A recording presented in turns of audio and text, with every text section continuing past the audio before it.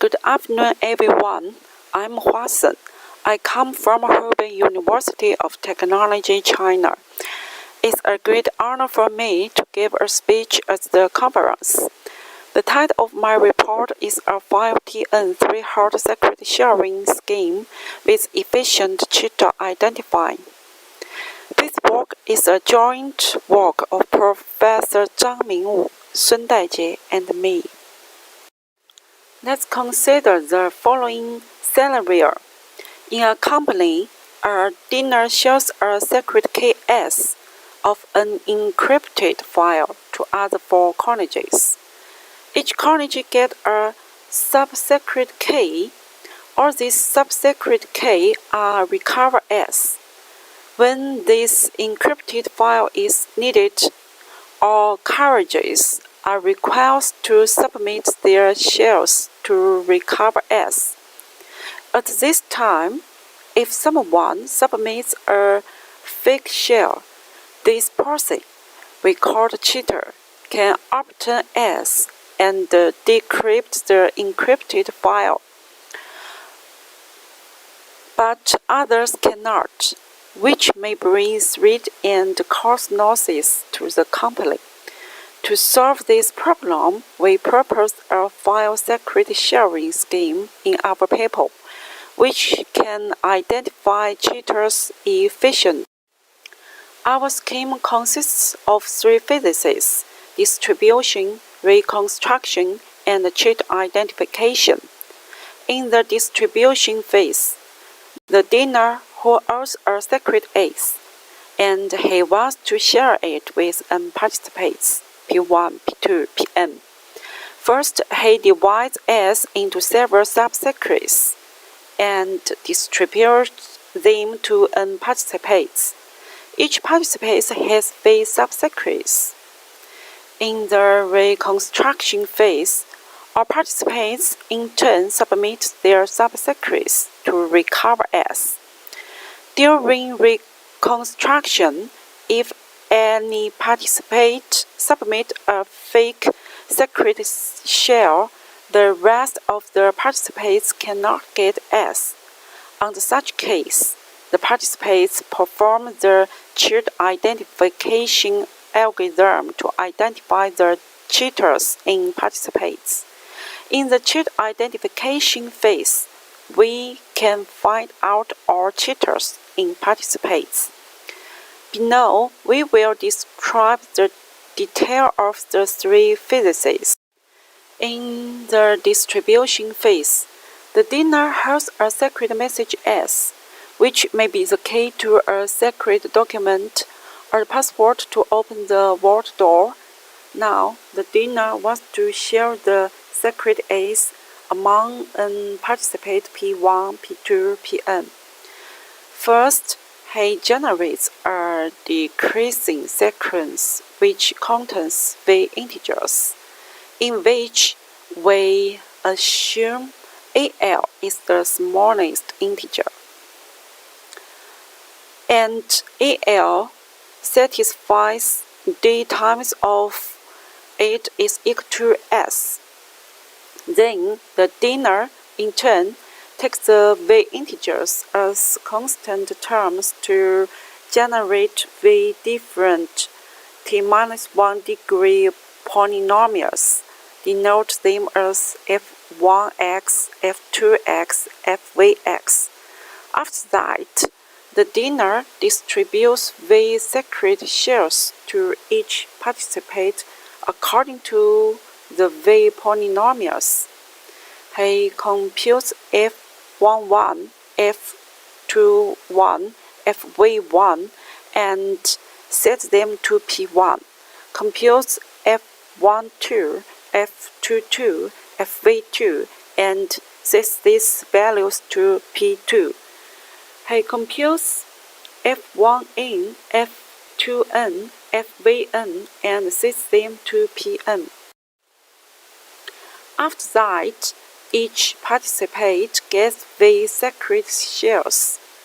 In other words, the ith participant gets SI1, SI2, SIV for where I is from 1 to n. All the participants don't know which secret shell is related to the secret S. When the secret S needs to be recovered, the participants need to execute the reconstruction algorithm. Suppose M participants take part in reconstruction. Here, M is greater than or equal to T and is less than or equal to N. The reconstruction algorithm needs to perform at most way rounds. In the first round, all M participants submit their first secret shell as I1. I is from 1 to M, and our participants can reconstruct the first polynomial f1x according to the M secret shells. At the second round, participants can reconstruct the second polynomial f2x according to the secret shells as I2, and so on. From the last slide, we know in the first round, the participants can obtain A1 from f1x. In the second round, the participants can get the A2 from f2x, and then they compile A2 with A1. If A1 is greater than A2, continue the protocol. With the same way, in the ith round, participants gain AL and then judge whether AL minus 1 is greater than AL or not. If AL minus 1 is greater than AL, continue the protocol.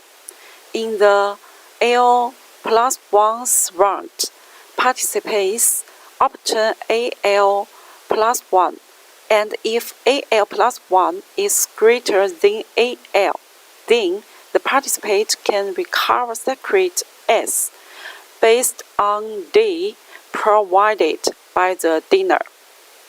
It's clear that M participants perform at most the V-round protocol to reconstruct all the polynomials. If there are no cheaters, all participants can get the secret S. If there exist cheaters, the cheater identification algorithm needs to be carried out to find out them. In the reconstruction phases, after generating a polynomial, the participants need to check the highest degree of the polynomial is whether t minus 1 or not.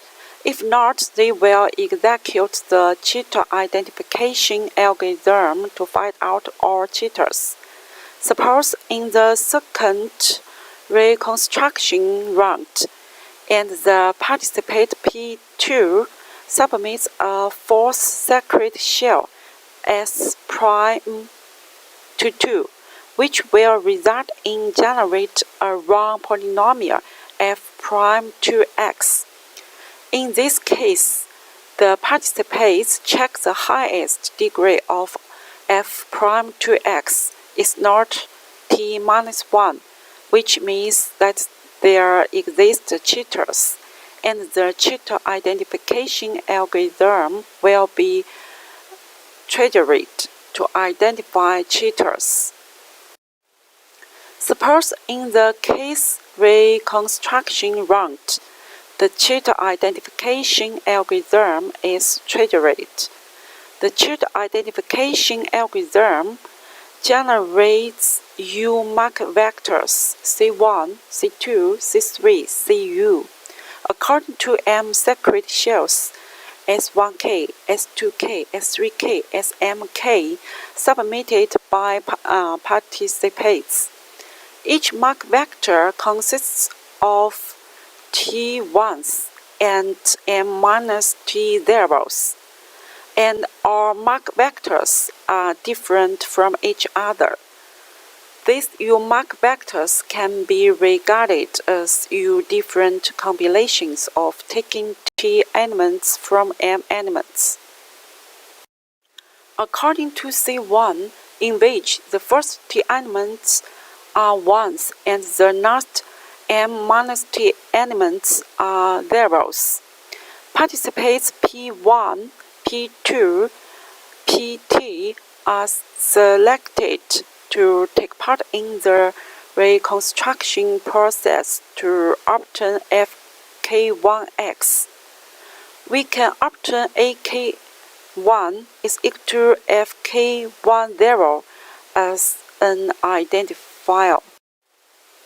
According to C2, participants P2, P3, Pt plus 1 are selected to participate in the reconstruction process to obtain Fk2x. We can obtain AK2 is equal to Fk20 as an identifier. According to C3, participants P3, P4, Pt plus 2 are selected to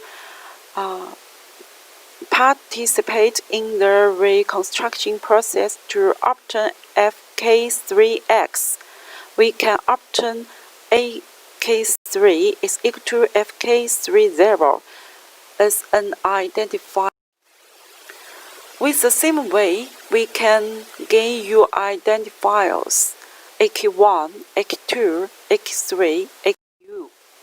Now, we should find the most frequently occurring value in AK1, AK2, AK3, AKU. Suppose the value is AK, that means AK has the most occurrence in K1, AK2, AK3, AKU. Without notion of generality, we suppose AK1 is equal to AK2 is equal to AK3 is equal to AKJ is equal to AK. Then we calculate not all operation on C1, C2, C3, Cj to get the result mark vector. The participants are corresponding to the zeros of the result mark vector are cheaters. Assume that the last two elements of the result mark vector are zeros. Then participants Pm-1 and Pm are added to the set alpha of cheaters. If M minus the size of alpha is greater than or equal to T, then perform the next round of reconstruction. The above contents are the main ideas of our scheme. Thanks for your attention.